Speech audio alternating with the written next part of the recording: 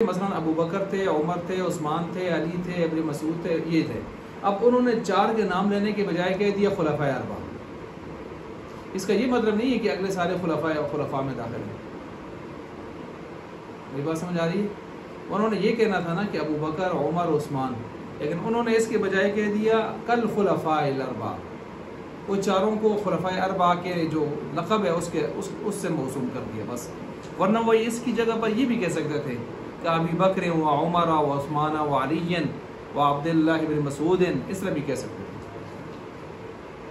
تھے. جواب سمجھ آ گیا؟ انہوں نے یہاں خلفائے راشدین نہیں بیان کیے کہ خلفائے راشدین ہیں، انہوں نے یہ بیان کیے کہ وہ صحابہ کے جو علم اور اجتہاد کے ساتھ مشہور تھے وہ کون کون سے ہیں. تو انہوں نے بتایا کہ ابو بکر تھے، عمر تھے، عثمان تھے، علی تھے اور عبداللہ بن مسعود تھے، عبداللہ بن عباس تھے، یہ تھے. یہ بتانا ان کا مقصد ہے. یہ بتانا مقصد نہیں ہے کہ پہلی قسم میں خلفاء راشدین آتے ہیں اور اس میں یہ سارے آ رہے ہیں.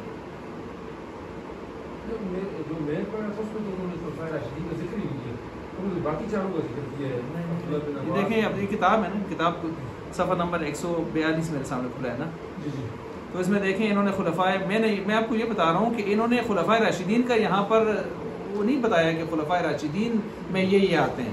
یہ کچھ اور بتا رہے ہیں. یہ مسئلہ یہ بیان کر رہے ہیں کہ بھائی وہ صحابہ جو علم اور اجتہاد کے ساتھ بھی مشہور تھے وہ ابو بکر، عمر، عثمان، علی اور عبداللہ بن مسعود، عبداللہ بن عباس یہ ہیں. تو انہوں نے 4 کے نام لینے کے بجائے ان کا وہ لقب، وہ چیز لے آئے کہ جس کے اندر سارے مشترک ہیں، خلفاء اربعہ. تو اس کا یہ مطلب نہیں ہے کہ اگلے بھی خلفاء میں داخل ہیں، نہیں.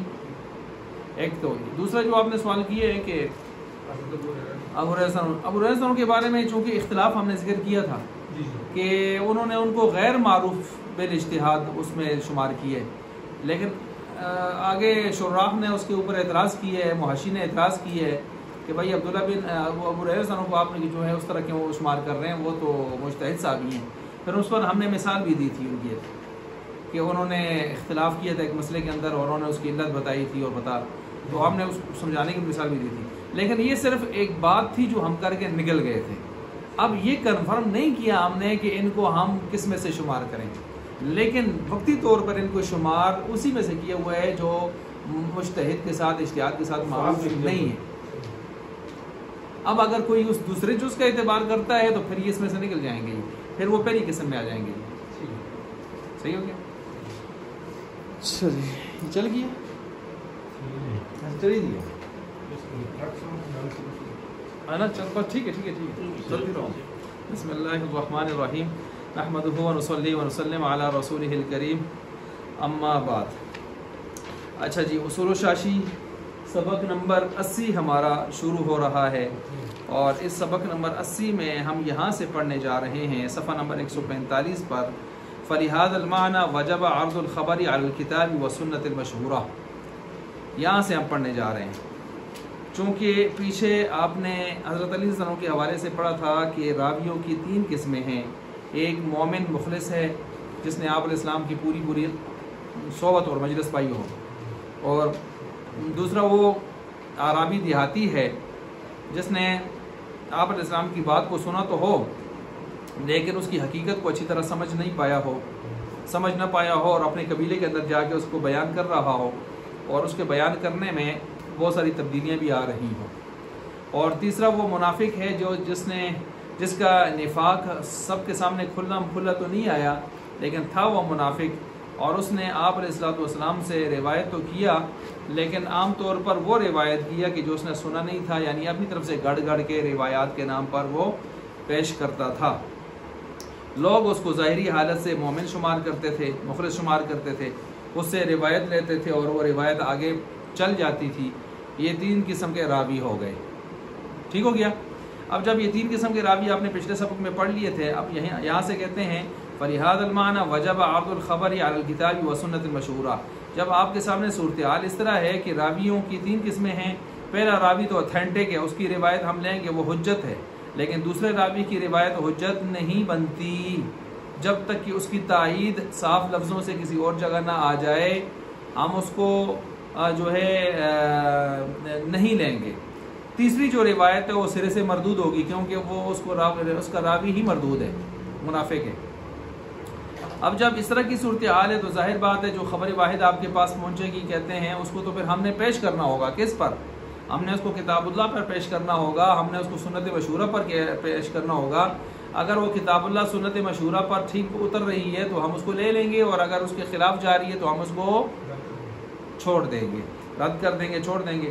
اب یہ بات یہاں پر فرما رہے ہیں، چنانچہ دیکھیں فَلِهَذَا الْمَعْنَى کا مطلب نیچے حاشیہ نمبر 2 میں آپ دیکھ سکتے ہیں، فَلِهَذَا الْمَعْنَى أَيْ لِأَجَلِ اخْتِلَافِ أَحْوَالِ الرُّوَاةِ وَاحْتِمَالِ أَنْ يَكُونَ رَاوِي الْخَبَرِ أَعْرَابِيًّا غَيْرَ فَقِيهٍ أَوْ مُنَافِقًا، أَعْرَابِيًّا غَيْرَ فَقِيهٍ أَوْ مُنَافِقًا، کہتے ہیں کہ اسی وجہ سے یعنی جب راویوں کے بہت زیادہ حالات کا اختلاف پایا جا رہا ہے، اور یہ کہ راویوں میں بعض دیہاتی پائے جا رہے ہیں جو فقیہ نہیں ہوتے، یا راویوں میں بعض منافق پائے جا رہے ہیں، تو پھر ضروری ہوا یہاں پر روایت کو پرکھنا، اور پرکھنے کے لیے ہم کس پر اس کو پرکھیں گے؟ کتاب اللہ اور سنت مشہورہ پر پرکھیں گے۔ کتاب اللہ اور خبر متواتر، خبر مشہور، خبر عزیز، خبر غریب، خبر واحد، ان ساری چیزوں کی پیچھے ہم تفصیل بیان کر کے آ چکے ہیں۔ وَنَظِيرُ الْعَرْضِ عَلَى الْكِتَابِ، اب یہاں سے مثال دی جا رہی ہے نمبر 1، خبر واحد کو پیش کرنا کتاب اللہ کے اوپر۔ 2 مثالیں دی ہیں اس کی جی، خبر واحد کو کتاب اللہ پر پیش کرنے کی کتنی مثالیں دی ہیں؟ 2۔ پہلی مثال وَنَظِيرُ الْعَرْضِ عَلَى الْكِتَابِ، خبر واحد کو پیش کرنا کس کے اوپر؟ کتاب کے اوپر، کتاب اللہ کے اوپر۔ فی حدیث مس الذکر فی ما یروی عنہ، مثال کے طور پر مثال حدیث سنائی ہے، اس کی راوی کون ہے؟ راویہ ہیں اس کے راوی ہیں بصرہ بنت صفوان، اس کے راویہ کون ہے؟ بصرہ بنت صفوان، یہ اس کی راویہ ہیں۔ اور روایت کیا ہے؟ روایت آگے آئی ہے فیما یروی عنہ من مس ذکرہ فلیتوضا، جو اپنے شرمگاہ کو چھو لے، ہاتھ لگا لے، بس چاہیے کہ وضو کرے، اس کا وضو ٹوٹ گیا۔ اب یہ روایت تو آ گئی ہے، اس روایت کو ہم ذرا دیکھتے ہیں، پرکھتے ہیں، تو امام شافعی رحمۃ اللہ علیہ نے اس روایت کو لے لیا ہے اور اس کے ظاہر پر عمل کرتے ہوئے فرماتے ہیں بغیر کسی حائل و کپڑا کے، رکاوٹ کے، اگر کسی نے اپنے شرمگاہ کو ٹچ کیا، مس کیا، تو اس کا وضو ٹوٹ گیا۔ اچھا جی، ہم نے اس روایت کو نہیں لیا، ہم نے اس روایت کو کینسل کر دیا، منسوخ کر دیا، اس کے جواب دے دیے۔ تو کیا مطلب اس کا؟ فعرضنا علی الکتاب، اب ہم نے اس کو پیش کیا کتاب اللہ کے اوپر، تو کتاب اللہ میں فخرج مخالفا، تو اس میں سے پھر جب یہ نکلا تو یہ مخالف بن رہی تھی یہ روایت کس کی؟ اللہ تعالیٰ کے فرمان کی۔ بظاہر اس میں ٹکراؤ نظر آ رہا تھا، صورتاً ٹکراؤ نظر آ رہا تھا، اور وہ کس سے ٹکراؤ نظر آ رہا تھا؟ فیہ رجال یحبون ان یتطہروا، اس آیت کے اس ٹکڑے سے، اس میں اللہ تعالیٰ نے قباء والے جو اہل قباء ہیں ان کی تعریف بیان کی۔ اللہ تعالیٰ فرماتے ہیں قباء والوں میں ایسے مرد ہیں، نیچے لکھا ہے فی قباء، قباء والوں میں ایسے مرد ہیں کہ جو پسند کرتے ہیں صفائی کو۔ صفائی کو کیسے پسند کرتے ہیں؟ تو آگے تشریح ان کی حدیث میں آ گئی کہ بھائی وہ جب قضائے حاجت کرتے تھے تو استنجا کرتے تھے ڈیلوں سے، اور صفائی کرنے کے بعد پھر وہ پانی سے بھی صفائی کرتے تھے استنجا۔ تو 2 قسم کے استنجا کرنے کی وجہ سے اللہ نے ان کی صفائی کے اس معاملے کو اتنا پسند کیا کہ اللہ نے قرآن میں ان کی کیا کر دی؟ تعریف کر دی۔ صحیح ہو گیا؟ اب دیکھیے یہ استنجا کیسے کرتے ہوں گے؟ ہاتھ سے ہی کرتے ہوں گے۔ ہاتھ لگتا ہوگا شرمگاہوں کو، کیوں نہیں لگتا ہوگا؟ جی لگتا ہوگا۔ ڈیلوں کے ساتھ کرتے ہوں گے پھر بھی لگ جاتا ہے، پانی کے ساتھ تو بالکل لگتا ہی لگتا ہے۔ تو اگر آپ کہیں گے جی ہاتھ لگانے سے وضو ٹوٹتا ہے، تو پھر تو استنجا کرنے والوں کا کبھی وضو ہوتا ہی نہیں ہے، استنجا ہی ہوتا، پھر استنجا ہی کیا، شروع سے ہی معاملہ خراب ہو گیا۔ آئی بات سمجھ؟ تو یہ چیز بھی ہو سکتی ہے، اس لیے پھر یہ کیسے اب ہم نے دیکھا پھر رجال فإنهم كانوا يستنجون بالأحجار، وہ اہل قباء کیا کرتے تھے جی؟ وہ پتھروں سے استنجا کرتے تھے۔ ثم يغسلون بالماء، پھر وہ دھوتے تھے کس کے؟ پانی سے۔ ولو كان مس الذکر حدثا، اگر یہ شرمگاہ کو چھونا کوئی حدث کی والی بات ہوتی، اس سے وضو ٹوٹتا اور وضو لازم ہوتا، كما اقتضاه الحدیث عند الشافعی رحمہ اللہ، جیسے امام شافعی کے ہاں یہی مسئلہ مطلب لیا جا رہا ہے، تو لکان هذا تنجیسا للبدن بالنجاست الحکمیہ، پھر تو یہ نجس کا ہی سبب بنتا رہتا، لا تطہیرا علی الاطلاق، یہ تو کبھی بھی علی الاطلاق جا کے کس کے لیے تطہیر کا سبب نہیں بن سکتا۔ سمجھ آ گئی بات جی؟ یہ ہم نے ان کو جواب دے دیا. اب یہاں پر دیکھ لیں ہم نے اس روایت کو پرکھا ہے کس کے اوپر؟ قرآن کے اوپر. بہت آسان سا مسئلہ ہے, سمجھ آ گیا نا. اس پر ایک اور روایت بھی ہمارے پاس موجود ہے, ایک اور جواب بھی. وہ روایت بھی اگر آپ نوٹ کر سکتے ہیں کریں. وہ روایت ہے طلق, طال لام قوف, طلق بن علی رضی اللہ تعالیٰ عنہ. طلق بن علی رضی اللہ تعالیٰ عنہ کی روایت ہے. وہ فرماتے ہیں آپ علیہ السلام سے اس کے بارے میں پوچھا گیا تھا اسی روایت کے حوالے سے کہ شرمگاہ کے ہاتھ سے ہاتھ لگانے سے کیا وضو ٹوٹ جاتا ہے؟ واقعی ایسی بات ہے؟ تو آپ علیہ السلام نے فرمایا تھا حل ہوا الا بضعۃ منہ, بضعۃ منہ یا بضعۃ منہ. ٹھیک ہے, نہیں یہ تو اس کا ایک ٹکڑا ہے, یہ تو اس کا ایک ٹکڑا ہے. اپنے ٹکڑے سے ہاتھ لگانے سے کیسے وضو ٹوٹ جاتا ہے؟ حل ہوا الا بضعۃ منہ, یہ اس کا ایک جسم کا ٹکڑا ہے. اب دیکھ لیں یہ روایت بھی اس پر ہی روایت کی تردید کر رہی ہے, نہیں کر رہی؟ کر رہی ہے.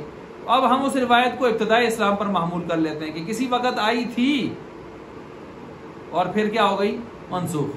اس طرح کئی روایتیں ہیں جو کسی وقت آئی تھیں لیکن پھر کیا ہو گئی؟ منسوخ. تو ان میں سے ہو گیا ابتدائی اسلام میں سے. وَكَذَلِكَ قَوْلُهُ, اسی طرح دوسری مثال آ گئی ہے جس میں روایت کو پیش کریں گے کس کے اوپر؟ قرآن کے اوپر, کتاب اللہ پر. ایما امرأۃ نکحت نفسها بغیر اذن ولیہا, کہ ایک عورت اس نے نکاح کر دیا اپنا بغیر اپنے ولی کی اجازت کے, فنکاحها باطل باطل باطل, بس اس کا نکاح باطل ہے باطل ہے باطل ہے. خرجہ, جب اس روایت کو ہم نے نکالا, یہ نکلی روایت, تو مخالفاً, یہ مخالفت بظاہر صورتاً مخالف نظر آ رہی تھی قولی تعالی, اللہ تعالیٰ کے فرمان کتاب اللہ کی. اللہ تعالیٰ کا فرمان کیا ہے؟ فلا تعذروهن ان ينكحن ازواجهن, جب کوئی عورتیں اپنی عدت شدت گزار رہی ہوں اور عدت اپنی پوری کر بیٹھیں تو نکاح کرنا چاہیں, تو اے مومنو تمہیں اس بات کا اختیار نہیں ہے کہ تم ان کو نکاح سے روکو. یہ ہمارے ہاں معاشرے میں بھی ہوتا ہے. کسی کی بھائی اگر جوانی میں فوت ہو گیا, وہ پیچھے بھابھی رہ گئی اس کی, تو اس کے بچے رہ گئے, جوان عورت ہے, چھوٹے چھوٹے بچے ہیں, اس کو شادی کی ضرورت بھی ہے, سہارے کی ضرورت بھی ہے, جذبات و احساسات بھی ہیں, آگے کی زندگی ہے, اور بچے ہیں, چلیں بچوں کی بھی ترتیب کرنی ہے. اب اس کے دیور کیا کرتے ہیں؟ اس کے نام پر چونکہ مکان کا ایک حصہ ہوتا ہے, جائیداد کا ایک حصہ ہوتا ہے, یا کچھ خاندانوں میں ایسی غیرت کا ایک سلسلہ اور سوچ بنائی ہوتی ہے تو کہتے ہیں بس یہ ساری زندگی اب ہمارے خاندان کی چیز ہے, اس کو وہیں بار جانا ہماری عزت کے کیا ہے؟ خلاف ہے. تو اس طرح کی روٹین ہوتی ہیں اور اس سے مسائل پیدا ہوتے ہیں, اور پھر وہ اس کو شادی نہیں کرنے دیتے, رکاوٹیں ڈال دیتے ہیں, مار داڑ تک باتیں آتی ہیں, قتل و غارت اور فساد و گری تک جو ہے باتیں چلی جاتی ہیں. قرآن کی آیات ان پر رد کر رہی ہیں, یہ آیات ان کے اوپر رد کر رہی ہیں. فلا تعذلوهن ای فلا تمنعوهن, پس تم نہ منع کرو ہن ان کو, این کہنا کہ اگر وہ نکاح کرنا چاہیں, ازواجہن, وہ اپنے نکاح کرنا چاہیں تو اس کو ان کو منع نہ کرو.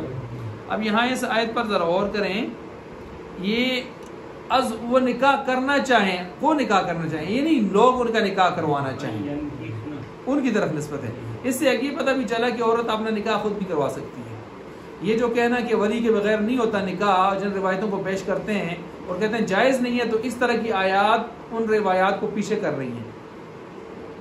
تو پھر یہ قرآن نے ان کو فائل کیوں بنایا ہے؟ ادھر قرآن ان کو فائل بنایا ہے نا, نکاح کا, نکاح فعل ہے, تو قرآن ان کو فائل بنا رہا ہے, اور کوئی اور کہے نہیں جی یہ مفعول ہی بنے گی, یہ فائل نہیں بن سکتی. تو ان روایات کا مطلب ہم الگ لیں گے کہ اخلاقی درجے میں ولی کو ہی نکاح کروانا چاہیے, لیکن شرعی درجے میں عورتیں اپنا نکاح خود کروا دیں تو پھر بھی چاہیے. صحیح ہو گیا. آپ علیہ السلام کو نکاح کا پیغام کس نے بھیجا تھا؟ حضرت خدیجہ علیہ السلام نے خود بھیجا تھا. پھر آگے چلے خاندان ساتھ شریک ہو گیا سارا کچھ, لیکن از خود نکاح کا پیغام انہوں نے بھیجا. اچھا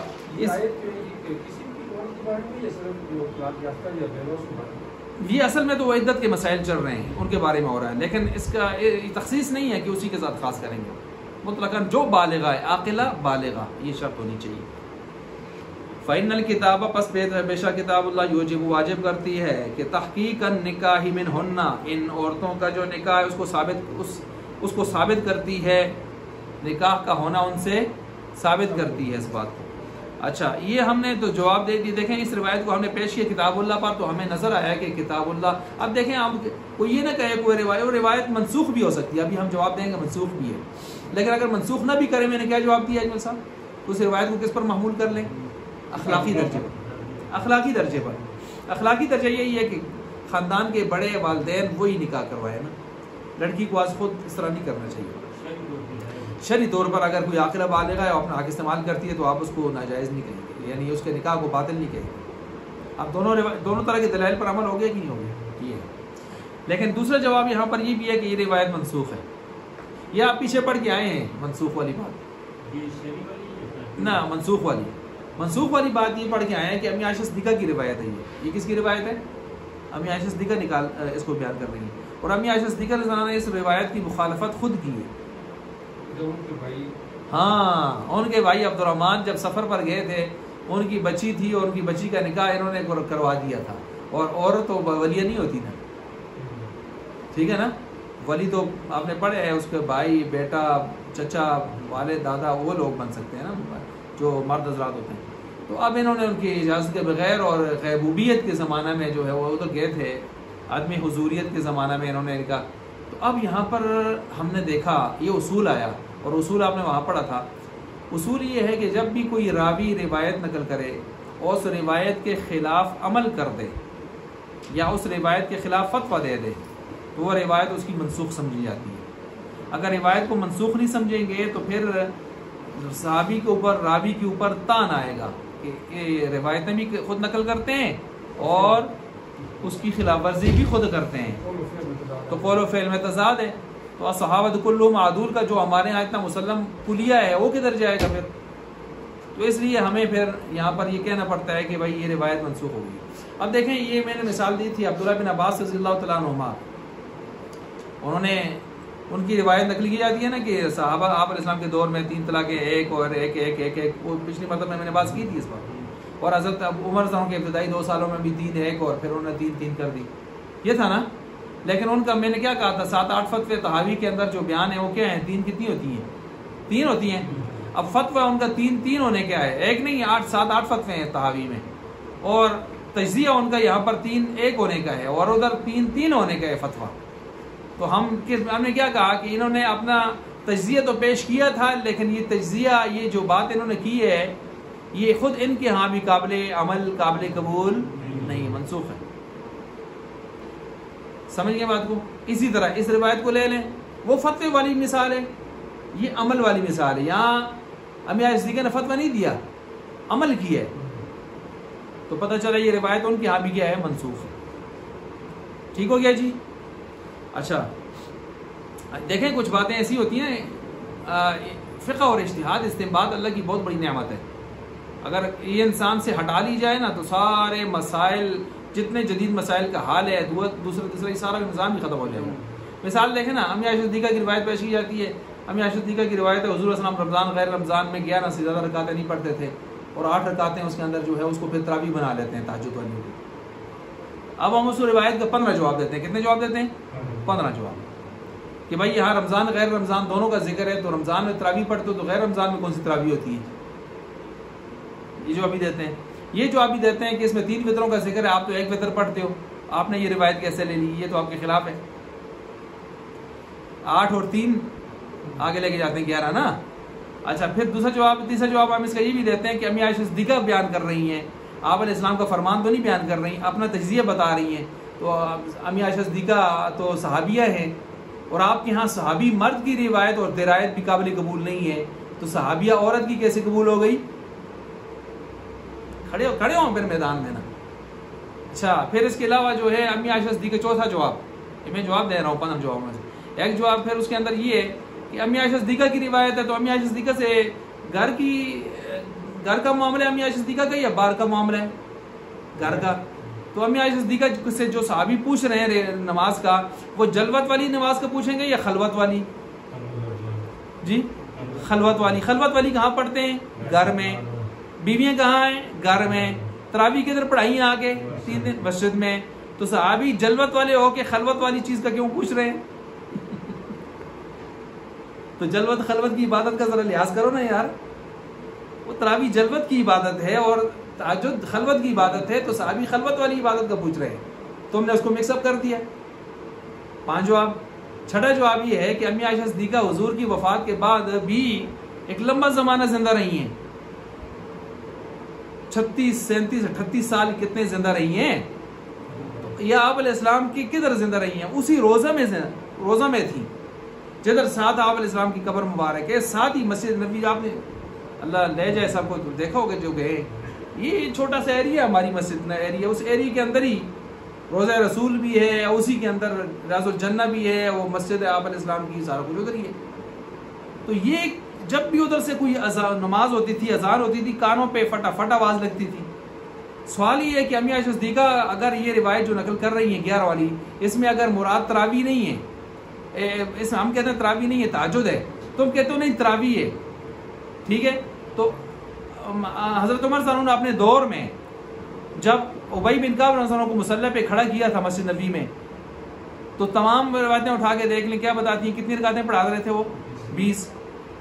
تو امی عائشہ صدیقہ جو اتنی بہادر خاتون تھیں کہ وہ جب جس چیز کو بہتر سمجھتی تھی اس کے لیے وہ کھڑی ہو جاتی تھی، یہاں تک کہ بصرہ میں گئیں اور آپس میں جنگ بھی ہوئی، جنگ جمل بھی ساری چیزیں ہوئیں، وہ لحاظ نہیں کرتی تھیں، مطلب جب بھی دیکھتی تھی کوئی چیز ہے تو نکل آتی تھی، اپنا اظہار معافی ضمیر کھل کے کرتی تھی۔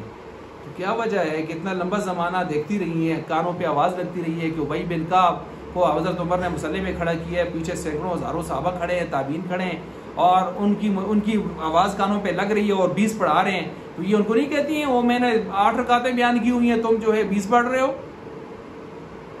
تو ہم کہتے ہیں ایک سنگل روایت لاؤ، ایک سنگل روایت ضعیف ترین ہو جس میں امی عائشہ صدیقہ نے اعتراض کیا ہو، تو امی عائشہ صدیقہ کے اعتراض نہ کرنا، چپ رہنا، خاموش رہنا بھی اس بات کی علامت ہو گیا کہ ان کو بھی پتہ ہے کہ جو روایت وہ نقل کر رہی ہیں اس کا تعلق تراویح سے نہیں ہے، کس سے ہے؟ ورنہ وہ اعتراض کرتی ہیں۔ اچھا چلیے جی واپس آئیے، اب یہ ہم نے 2 روایتیں پیش کر دی، دونوں کتاب اللہ پر پیش کی ہیں اور ان کا جواب ہو گیا۔ اب آگے چلیے نمبر 2، ومثال العرض ای عرض الخبر الواحد علی الخبر المشہور، یعنی خبر واحد کو پیش کرنا ہے خبر مشہور کے اوپر، اس کی مثال لے لیجیے۔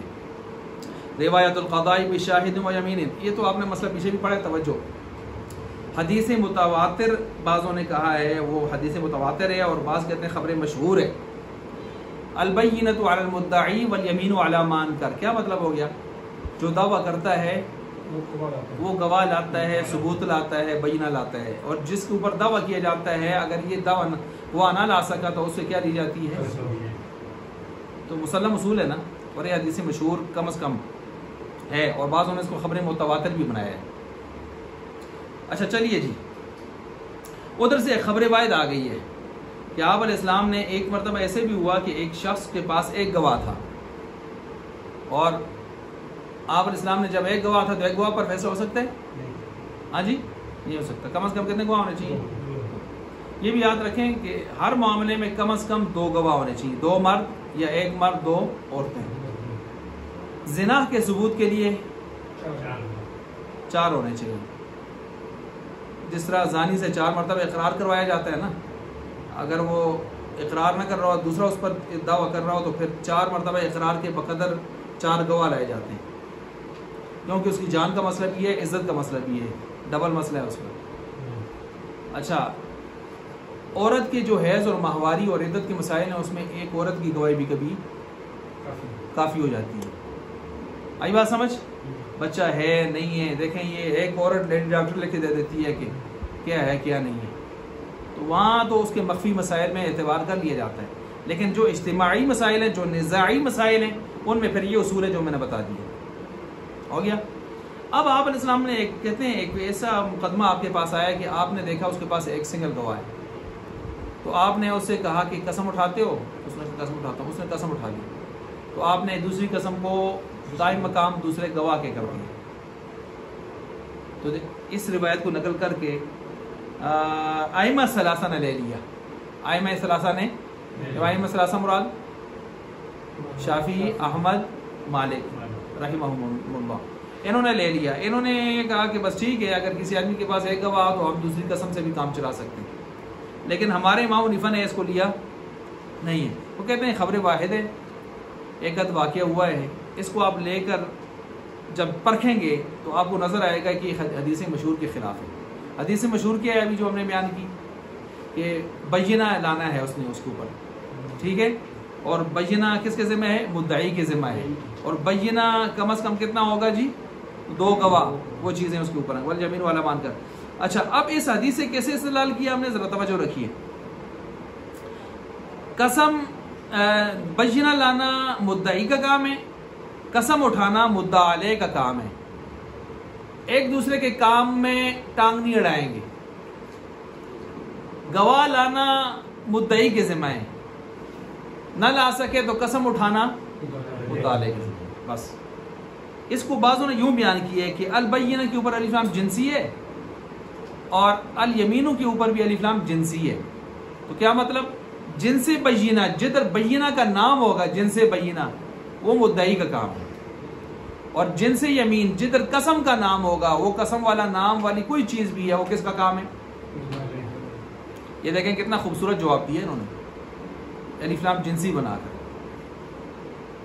اچھا جی، یہ بھی ایک جواب ہو گیا اس کے ساتھ۔ تو اب دیکھیں یہاں پر ہم نے اس روایت کو پھر لہٰذا اب اصول اپنی جگہ قائم رہے گا۔ اب ایسا نہیں ہوگا اس زمانے میں کہ کوئی آدمی دوسری قسم کو دوسرے گواہ کے قائم مقام قاضی کر دے، یہ جائز نہیں ہوگا۔ صحیح ہے جی، یہ ہو گیا۔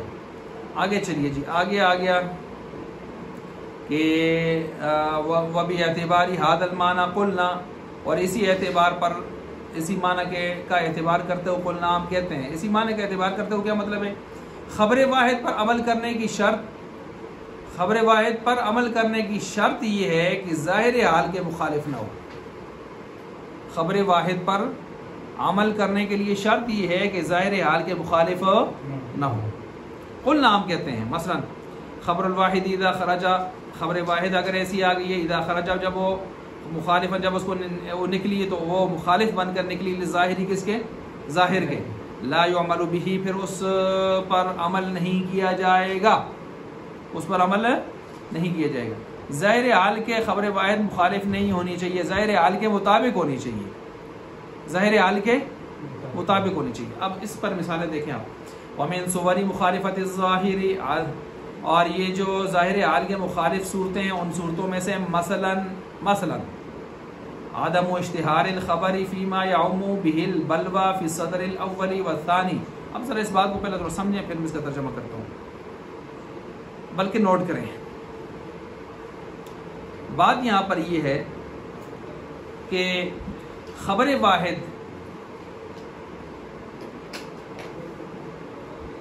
خبر واحد ایسے مسئلہ میں مشہور نہ ہو،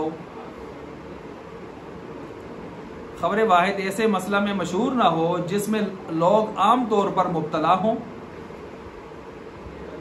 جس پر لوگ عام طور پر مبتلا ہوں اور اس کی طرف شدید ضرورت پڑتی ہو، جس میں عام طور پر لوگ مبتلا ہوں اور اس میں شدید ضرورت پڑتی ہو۔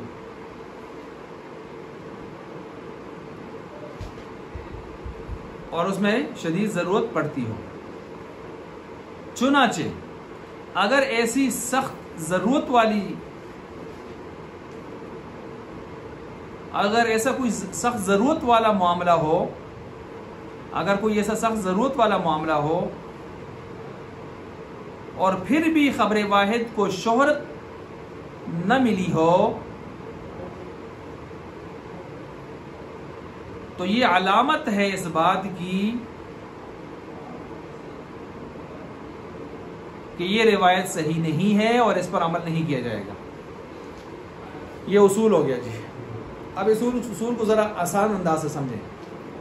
ایک روایت ہے اور ایک مسئلہ ایسا لوگوں کو پیش آیا ہے، عام طور پر لوگ اس میں مبتلا ہو جاتے ہیں اور لوگوں کو وہاں گائیڈنس کی ضرورت ہے کہ ہمیں کوئی گائیڈ کرے، رہنمائی دے، اور یہ روایت وہاں گائیڈ کر سکتی ہے، لیکن لوگوں نے اس روایت کو نہیں لیا، اعتبار ہی نہیں کیا۔ حالانکہ اس موقع پر، اس مسئلے میں اس روایت پر اس کا اعتبار کرنا ضروری کے درجے میں تھا کہ آدمی کرتا، لیکن نہیں کیا۔ تو نہ کرنے کا مطلب یہ ہوا، کس نے نہیں کیا یہ بھی یاد رکھیں، وہ شروع کے صحابہ اور تابعین کے زمانہ میں، کیونکہ وہ اعلیٰ درجے کے متقی اور پرہیزگار خیر القرون کا دور تھا. جب انہوں نے اس شدید ضرورت میں بھی اس روایت کو نہیں لیا، اس کے مطابق رہنمائی نہیں لی، تو اس کا مطلب یہ ہے کہ اس روایت میں ان کے ہاں کوئی مسئلہ ہے. میری بات سمجھ آئیے نہیں آئی؟ مطلب ایک روایت ہے جو صحابہ اور تابعین کے دور میں ایک معاملہ پیش آیا اور وہ بہت اہم معاملہ ہے، شدید احتیاج والا، لیکن اس روایت پر انہوں نے عمل نہیں کیا، اس کو قابل اعتبار نہیں جانا. تو اب آپ سمجھ جائیں کہ وہ روایت قابل استدلال نہیں ہے، وہ اس روایت اپنے مفہوم کے اعتبار سے یا اپنے استنادی اعتبار سے صحت میں پر نہیں ہے. اس کو سمجھ گئے اس اصول کو؟ اب آئیے جی کہ اس کو ومن صور مخالفت الظاہری عدم اشتہار الخبر فیما یعم به البلوى، کہ وہ اس میں صورتوں میں سے مثلا یہ ہے کہ خبر مشہور ہی نہیں ہوئی، فیما ان چیزوں میں، یعم به البلوى جس کے ساتھ لوگوں کی عام طور پر ضرورتیں بہت زیادہ شدید رہی، بلوا بہت زیادہ احتیاج رہی ان کی طرف. فی الصدر الاول صحابہ کے دور میں، والثانی تابعین کے دور میں، اتنے بڑے لوگ ہو کر بھی انہوں نے اسے رہنمائی نہیں لی، کیونکہ اگر آپ اس روایت کو عدم صحیح نہیں مانیں گے، صحیح کہیں گے، تو پھر صحابہ پر تابعین پر تہمت لگے گی. کس بات کی؟ کہ روایت تھی اور اس سے رہنمائی نہیں لی. یہ وہی بات ہے کہ منسوخ کرنے والی بات، ٹھیک ہے، یا قابل اعتبار نہ کرنے والی بات. لأنهم لا يتهمون بالتقصير في متابعة سنتی، کیونکہ ان پر تہمت نہیں لگائی جا سکتی. اوپر لکھا ہے لا يتصور عليهم تہمت التفریط والمداہنت، یہ تو تصور ہی نہیں کیا جا سکتا صحابہ اور تابعین کے اوپر تہمت کا، افراط و تفریط کا، مداہنت کا. مداہنت کہتے ہیں لوزنگ پالیسی، بالتقصیری کوتاہی کرنے والی پالیسی، فی متابعت سنتی سنت کی متابعت میں، یہ تو ان سے کبھی متصور ہی نہیں ہو سکتا. فَإِذَا لَمْ يَشْتَهِرِ الْخَبَرُ، پس جب نہیں مشہور ہوئی خبر، مع شدت الحاجت، باوجود اس کے کہ معاشرے میں اس کی ضرورت تھی، وعموم البلوى، اور بہت درجے کی احتیاج اور ضرورت پائی جا رہی تھی بلوا، کان ذلك، یہ اس بات کی علامت ہو گیا، علامت عدم صحتہ، کہ یہ روایت اپنی ذات میں ٹھیک نہیں. اب مثال سمجھیں، ذرا میں مثال دیتا ہوں اس کے اوپر. مثال اس کی کیا ہو سکتی ہے؟ مثال نوٹ کریں. مثال اس کی ابو ہریرہ رضی اللہ عنہ کی روایت ہے، فرماتے ہیں ان نبی صلی اللہ علیہ وسلم کان یجہر بسم اللہ الرحمن الرحیم فی الصلاۃ. ابو ہریرہ فرماتے ہیں کہ آپ علیہ السلام نماز میں بسم اللہ الرحمن الرحیم اونچا پڑھتے تھے. کیا پڑھتے تھے؟ اونچا. اب ذرا آپ اس کی تشریح کریں نا. مجھے بتائیے جب نماز میں آپ علیہ السلام پڑھتے تھے اونچا، تو ہر رکعت میں فاتحہ آ رہی ہے نا، اور قرات بھی عموماً آتی ہے، تو پھر جب سورج شروع ہوتی ہے تو آپ علیہ السلام اگر اونچا بسم اللہ پڑھتے ہوتے تو اس روایت کو صرف ابو ہریرہ نقل کرتے، اور اگر اس روایت کو انہوں نے نقل کیا ہے تو اس روایت کو آگے عمل کے اعتبار سے سارے لے لیتے. پھر تو پتہ چلتا نا کہ سارے ہی جتنے ہی ائمہ آئے، ابو بکر و عمر و عثمان و علی، جتنے حضرات آئے، یہ سارے کیا کرتے ہیں، اور آج ہم بھی کیا کرتے ہیں، اونچا پڑھتے ہیں. حالانکہ آج ہم اونچا پڑھتے ہیں بسم اللہ کو؟ نہیں پڑھتے نا. امام اونچا پڑھتا ہے بسم اللہ کو؟ نہیں پڑھتا. یہاں تک کہ پوری تراویح میں آپ صرف ایک مرتبہ اونچا بسم اللہ اس لیے پڑھتے ہیں تاکہ قرآن مکمل ہو جائے، ایک آیت بنتی ہے. آئی بات سمجھ؟ ہر صورت کے ساتھ اونچا آپ نہیں پڑھتے. تو کہتے ہیں دیکھیں یہ ایک ایسا معاملہ ہے کہ جو کبھی کبھار پیش آنے والا نہیں تھا. نمازیں پڑھتے تھے، کم از کم 5 فرض ہی لے لیں، 5 وقت کے فرض، اس میں کتنی رکعتیں، اور ہر رکعت میں آپ سورہ فاتحہ پڑھ رہے ہیں اور امام پڑھا رہے ہیں. تو پھر اس چیز کو اتنا مخفی نہیں ہونا چاہیے تھا. اس روایت کو یا اس روایت پر عمل کو اتنا چھپا ہوا نہیں ہونا چاہیے تھا. اس کو بڑی شہرت ملنی چاہیے تھی. لیکن جب اس کو اتنی شہرت نہیں مل سکی تو اس کا مطلب یہ ہے کہ یہ معمول بہا نہیں ہے، یہ روایت معمول بہا نہیں. سمجھ گئے اس مثال کو؟ چلیے جی، یہ مثال نمبر 1 میں نے دے دی اس کے اوپر. اچھا، اس روایت کا ایک اور جواب بھی ہے. ایک جواب تو یہ جو ہم نے اصول کے مطابق دے دی ہے.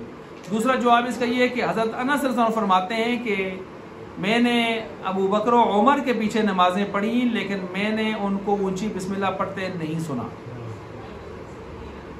حالانکہ حضور علیہ السلام کے 2 بڑے خاص صحابیوں کے بارے میں یہ بات ہو رہی ہے. انس کیا فرما رہے ہیں؟ میں نے ان دونوں کے پیچھے نماز پڑھی لیکن میں نے ان کو اونچے نماز بسم اللہ پڑھتے نہیں سنا. صحیح ہو گیا.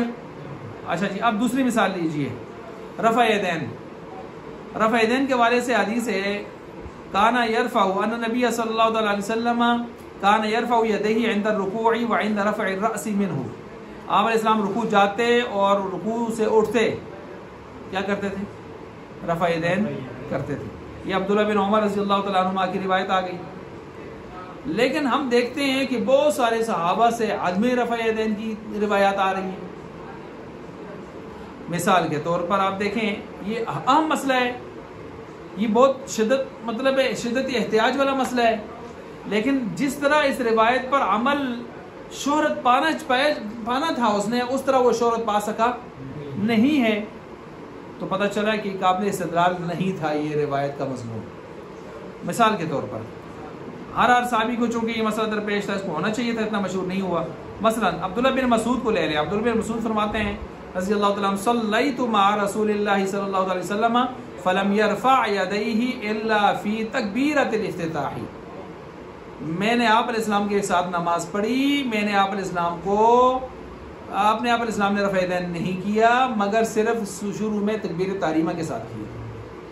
تکبیر تحریمہ کے ساتھ انہوں نے رفع یدین کیا. یہ عبداللہ بن مسعود فرما رہے ہیں. اچھا چلیے جی عبداللہ بن عمر کے اپنے صحابی ہیں, گھر کے آدمی ہیں, مجاہد, کیا نام ہے؟ مجاہد, تابعی ہیں اور بہت مشہور آدمی ہے مجاہد. وہ مجاہد ان کے شاگرد فرماتے ہیں, کیا فرماتے ہیں جی؟ فرماتے ہیں کہ صحبت ابن عمر رضی اللہ تعالیٰ عنہما. یہ جو عبداللہ بن عمر کی روایت بخاری سے غیر مقلد پیش کرتے ہیں نا, اس کے جوابوں میں سے ایک جواب یہ ہے. ان کے شاگرد مجاہد کہتے ہیں صحبت ابن عمر, میں ابن عمر رضی اللہ تعالیٰ عنہ کے شاگردی میں رہا, ان کی صحبت میں رہا. 10 سنین, کتنے سال؟ ہاں جی 10 سال.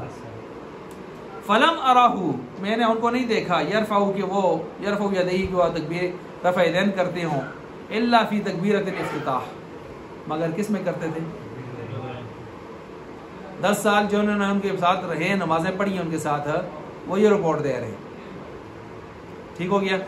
اچھا تو اب اس سے پتہ چل گیا نا کہ بھائی اتنا اہم مسئلہ ہے اور مشہور 10 سال کے شاگردوں کے ہاں بھی نہیں ہو سکا.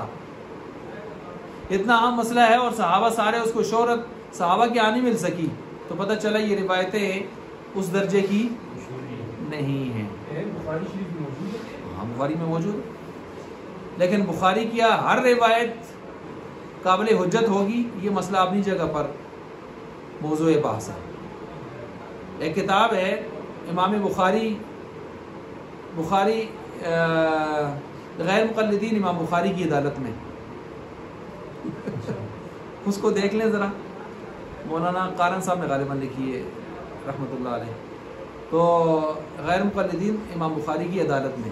اچھا ایک اور کتاب ہے حدیث اور اہل حدیث امام بخاری کی عدالت میں, امام بخاری کی نظر میں غالباً اس طرح اس کو نا حدیث اور اہل حدیث, حدیث کی نظر میں یا امام بخاری کی نظر میں. اتنی موٹی کتاب ہے مولانا خورشید انوار کی. تو اس میں آپ دیکھ لیں بہت ساری روایتیں بخاری کی ہوں گی, لیکن حضرات دائیں بائیں جا رہے ہوں گے, گزر رہے ہوں گے. تو بہرحال پھر آئیے جی واپس ادھر, اب اس کو دیکھتے ہیں ہم. تو اس کو سمجھ گئے آپ, یہ ہم نے جو اصول بیان کیا تھا اس پر ہم نے مثالیں آپ کے سامنے رکھ دی ہیں. ان مثالوں سے آپ اس بات کو سمجھ چکے ہوں گے.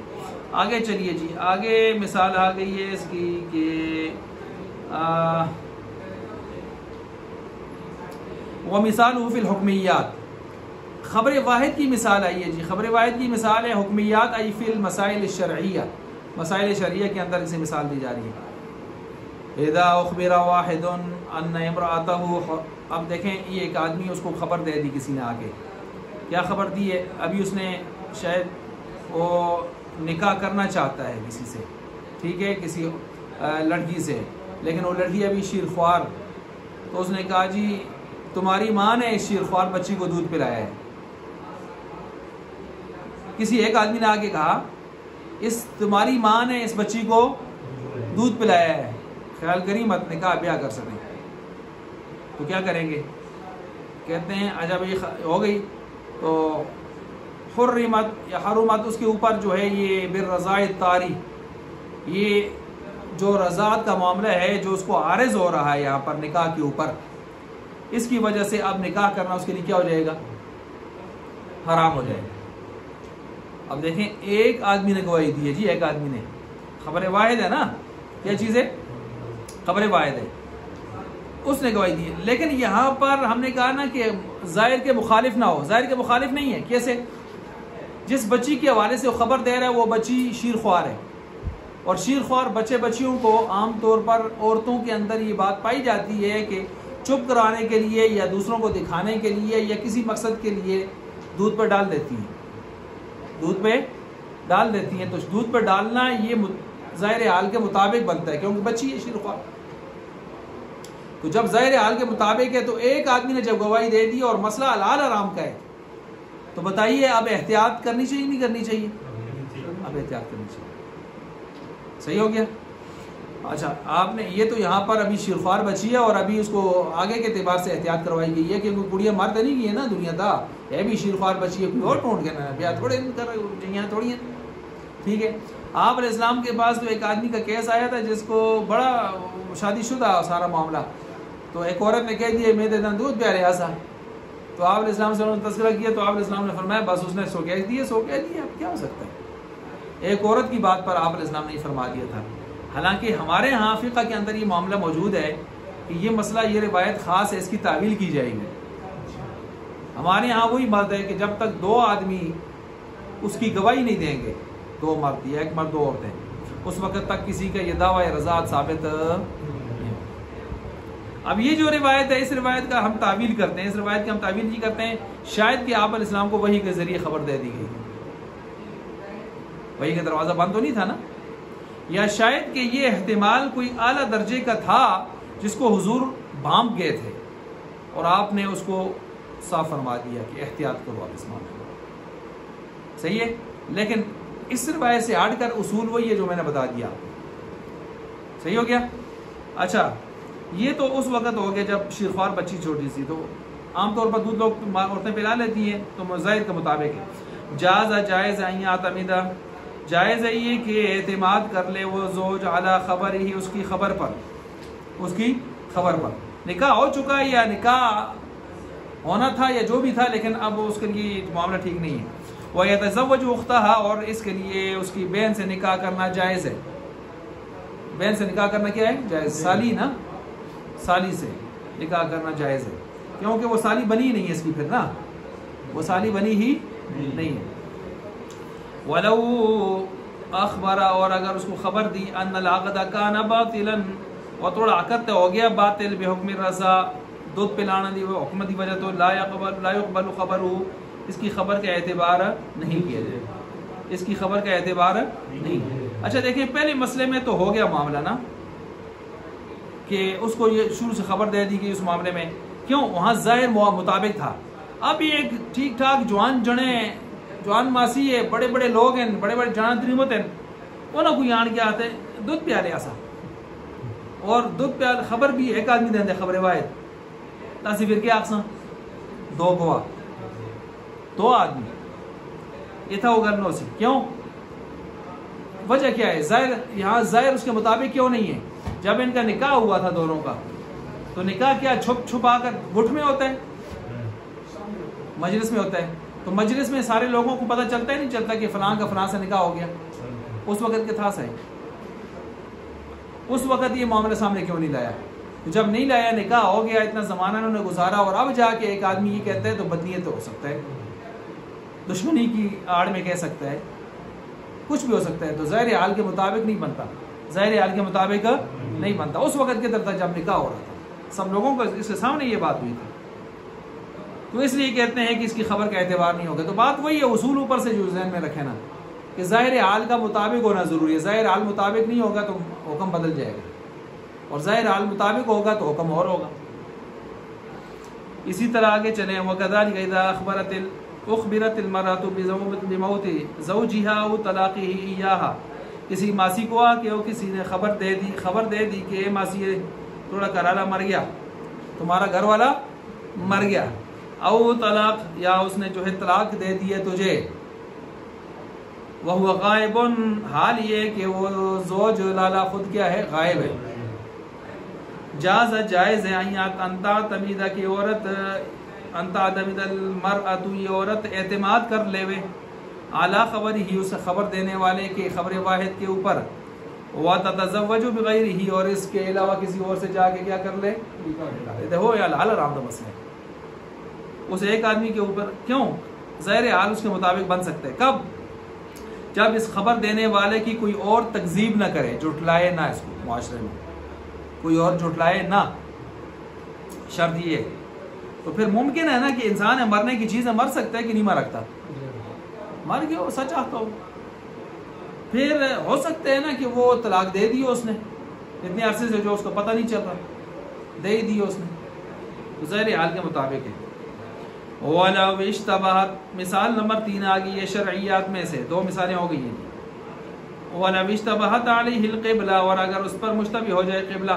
ایک آدمی صحرا میں چلا گیا ہے، اندھیرے میں ہے، صحرا میں ہے، سورج غروب ہونے کا مغرب بھی پتہ نہیں چل رہا اس کو، تو سورج غروب ہونے کا مغرب کا پتہ بھی نہیں چل رہا اس کو.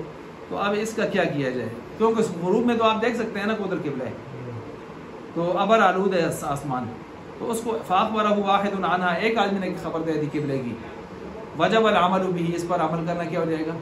واجب. ایسے ہی ہے کہ نہیں ہے؟ ایک آدمی کی بھی. اور مثال نمبر 4 آ گئی ہے. ولو وجد اور اگر اس نے پایا مان پانی، لا یعلم حالہ لیکن اس کا حال جانتا نہیں ہے، یہ پاک ہے کہ نہ پاک ہے. فاخبرہ واحد عن النجاسہ لیکن ایک آدمی نے آ کے اس کی نجاست کی خبر دے دی. نجاست کیا دے دی؟ خبر دے دی. اور ادھر سے اس نے دیکھا تھا بائیں درندوں کے کچھ نشانات بھی پاؤں کے لگے ہوئے ہیں زمین پر. تو جب نجاست کی خبر دی، لا يتوضا، اب اسے وضو نہ کرے، بل يتيمم، بلکہ کیا کرے؟ تیمم. کیوں؟ ایک آدمی نے جب خبر دیا اور ظاہر حال کے مخالف بھی نہیں ہے. کیا مطلب؟ پانی جو صحراؤں میں ہوتا ہے پاک بھی ہو سکتا ہے، ناپاک بھی ہو سکتا ہے، جب ٹھہرا ہوا پانی ہو، جاری پانی نہ ہو، اس میں آ کے بیڑیے شیڑیے گند شند منہ مار سکتے ہیں، گندگی اس میں آ سکتی ہے. تو جب وہاں کے ایک آدمی نے، سمجھدار آدمی نے یا وہاں کے مقامی آدمی نے خبر دے دی تو اس پر اعتبار کر لینا چاہیے، ظاہر حال کے مطابق ہے. تو یہ ہم اس فصل کو مکمل کر چکے. آگے جی خبر الواحد حجت فی اربعۃ مواضع. اللہ اکبر، آرڈر آ گیا.